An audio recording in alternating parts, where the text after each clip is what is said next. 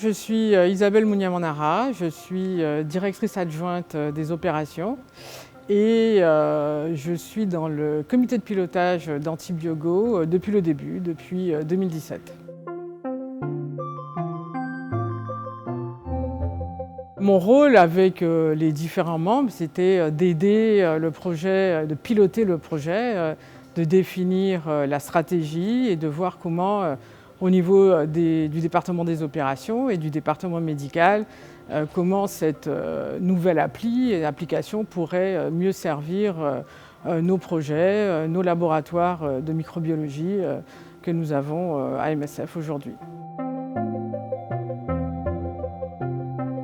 Je pense qu'Antibiogo, c'est une vraie révolution à MSF et j'espère même mondiale, puisque l'OMS devrait, d'ici quelques années, d'ici 2 ans, vraiment l'intégrer dans le panel de ses outils diagnostiques, à la fois pour lutter contre l'antibiorésistance et pour nous, MSF, évidemment, former aussi les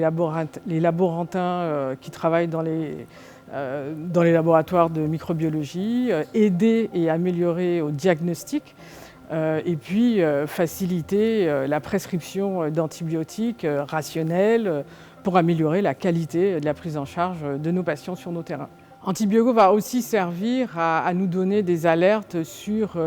des épidémies d'infections multirésistantes,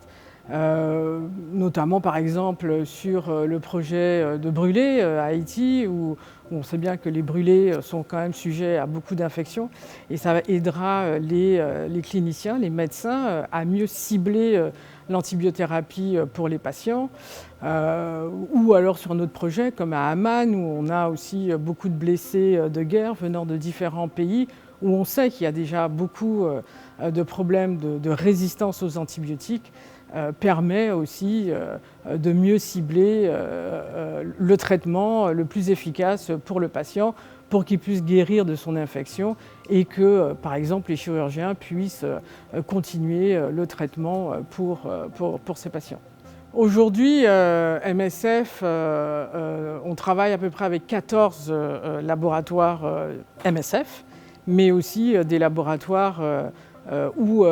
les équipes envoient les échantillons et ce sont des laboratoires externes qui font les analyses. Avec Antibiogo, que ce soit dans nos laboratoires MSF, nous allons aussi gagner du temps, gagner en qualité de prise en charge, mais aussi dans les laboratoires externes ou dans des pays avec les ministères de la Santé. Cette application pourra aussi les aider à améliorer la qualité du diagnostic et du coup la qualité de la prise en charge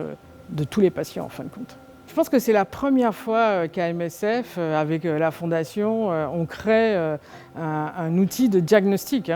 Ça a été une longue aventure depuis 2017,